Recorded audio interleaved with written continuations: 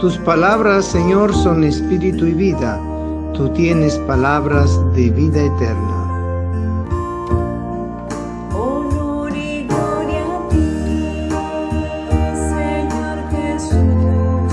Honor y gloria a ti, Señor Jesús.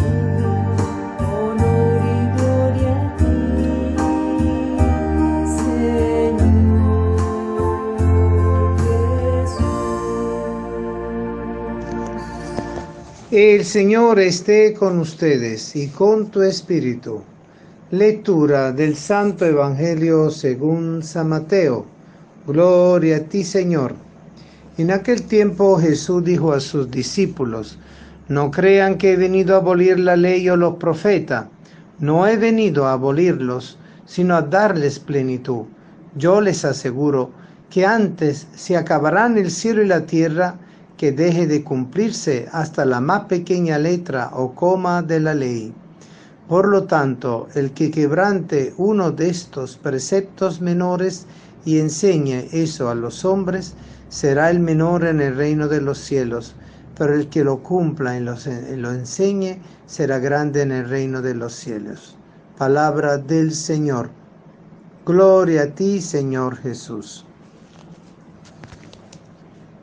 El vivir según la ley es un modelo de vida justa, ecuánime, que le permite al hombre estar cerca de Dios, dentro de ese marco referencial que son los 10 mandamientos que el Señor nos ha dejado en la antigua alianza con Moisés y renovado con los profetas, y que ha llegado hasta Jesús, y Jesús ha abierto en su plenitud, en su madurez, que es la ley del amor, que es el mandamiento del amor que sirve para cumplir todos los mandamientos.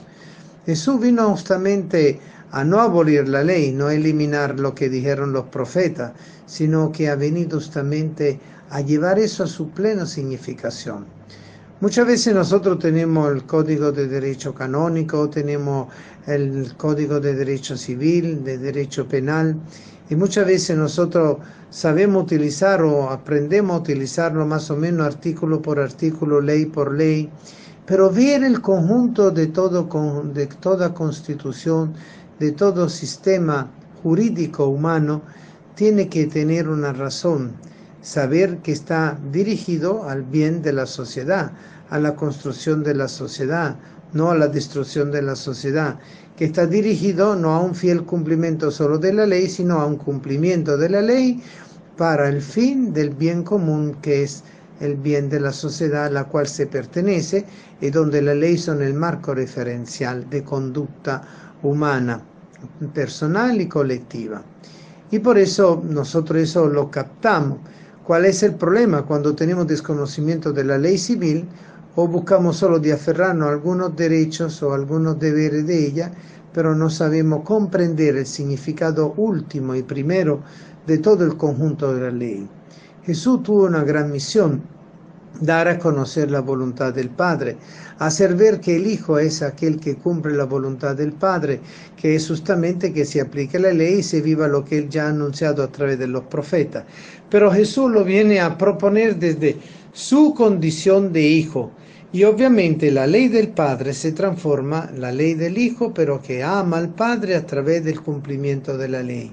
Jesús pone en evidencia el sentido amoroso profundo del cumplimiento de la ley, donde ya no es el hombre que cumple la ley por la ley, sino el hombre que cumple la ley porque vive el amor de Dios sobre todas las cosas, y la ley del amor al prójimo como a sí mismo.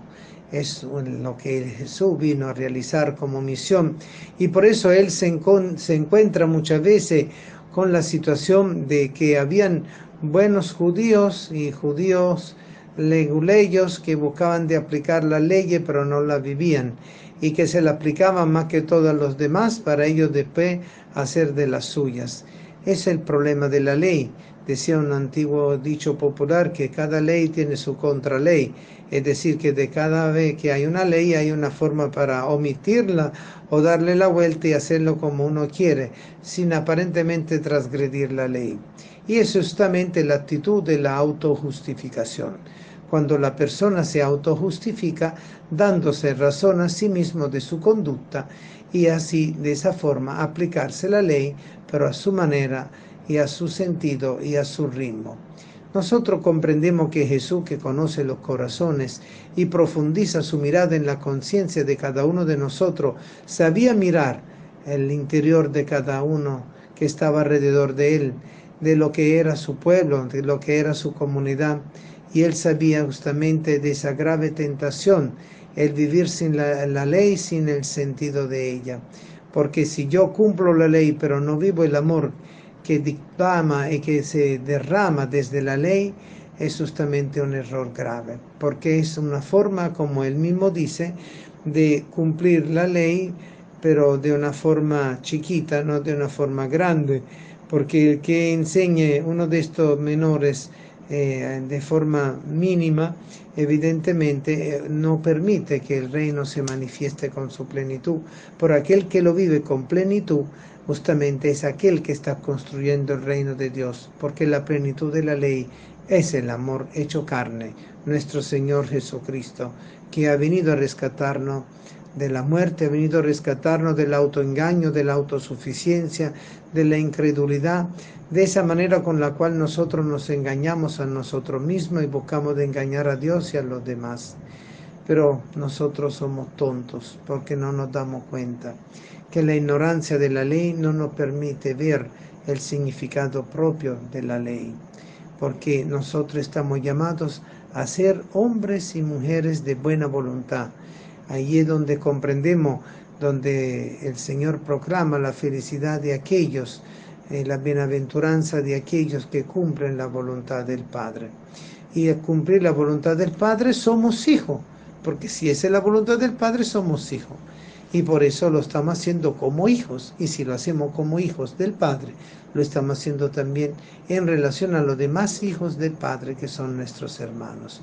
Entonces es un redescubrir el mandato, la ley, pero desde un significado profundo, lo que es el camino del amor, de la misericordia, del perdón, de la reconciliación, de la solidaridad, de la ayuda mutua, de esa capacidad que el Señor nos ha regalado por ser hecho a imagen y semejanza de Él, a vivir el amor. Estamos hechos para amar, estamos hechos para vibrar en el amor, estamos hechos para no apropiarnos del amor y volvernos egoístas, sino todo lo contrario, porque el verdadero amor es aquel que se da y se recibe, pero que no se retiene. El que retiene el amor deja de amar. Y ahí es donde vemos también la tentación que ya hemos descrito y que muchas veces nos engaña y que nosotros hacemos, y de esa forma huimos del verdadero sentido de la ley, huimos de la voluntad de Dios como Padre, huimos de nuestra condición de hijo y de hermano, porque cada vez que nosotros dejamos de amar, estamos también matando, negando, robando, mintiendo, adulterando, idolatrando y cayendo en lo que es justamente la contradicción del hombre pecador frente a un Dios de amor y de justicia.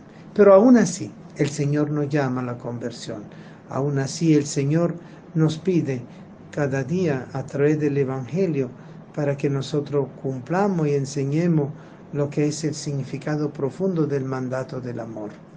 Queridos hermanos, amar significa desgastarse, amar significa renunciar, amar significa servir, amar significa no centrar la mirada en sí mismo, sino en el otro, mirando a Dios, con un ojo a Dios y un ojo al otro.